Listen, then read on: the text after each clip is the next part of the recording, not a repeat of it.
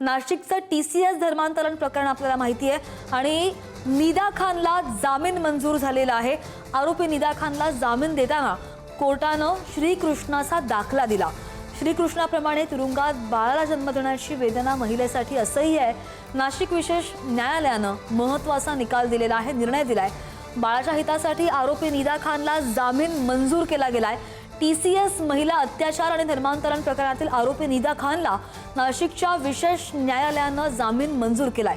2 महिन्यांहूनही अधिक काळ कारागृहात असलेल्या निदा खानला दिलासा देताना न्यायालयानं भगवान श्रीकृष्णाच्या जन्माचा दाखला दिलेला आहे। आणि या संदर्भात आणखी जाणून घेऊयात आमचे प्रतिनिधी किरण ताजणे यांच्याकडून। किरण, बराच काळ निदा खान फरार होती, त्यानंतर ती तुरुंगामध्ये होती आणि आता नेमकं काय म्हटलेलं आहे न्यायालयानं?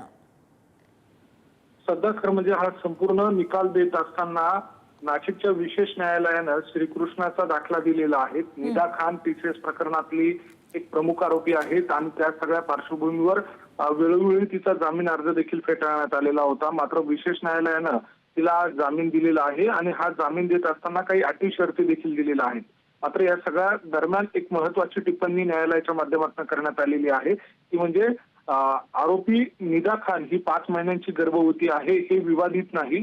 भगवान श्रीकृष्णाप्रमाणे तुरुंगात जन्म घेण्याचा आघात किंवा त्यासंबंधी सामाजिक कलंक कोणालाही सहन होण्यासारखा नाही। अशा क्लेशदायक परिस्थिती टाळण्यासाठी आणि नवजात बाळाच्या स्वागतासाठी व त्याच्या सर्वांगीण हितासाठी अर्जदार आरोपीच्या बाजूने न्यायालयीन विवेकाधिकाराचा वापर करणे न्याय्य आणि योग्य ठरेल। योग्य अटी घालून अभियोग पक्षाच्या हिताचे पुरेसे रक्षण करता येऊ शकते। जामीन देण्यामागचा उद्देश खटल्याच्या वेळी आरोपीची उपस्थिती सुनिश्चित करणे हा असतो, अशा स्वरूपाची एक महत्त्वाची टिप्पणी करत न्यायालयानं आरोपी निदा खान हिला दिलासा दिलेला आहे। आणि या सगळ्या दरम्यान जे बाळ जन्माला येणार आहे त्या बाळाच्या अनुषंगाने सुद्धा एक महत्त्वाची टिप्पणी केलेली आहे। कोणत्याही मुलाला तुरुंगात जन्माचा मानसिक आघात किंवा सामाजिक कलंक सहन करावा लागू नये अशा स्वरूपाचा देखील एक टिप्पणी केलेली आहे। आणि या सगळ्या दरम्यान निदा खान हिला मोठा दिलासा या निमित्तानं मिळालेला आहे। अगदी किरण, धन्यवाद दिलेल्या सगळ्या सविस्तर अपडेटसाठी।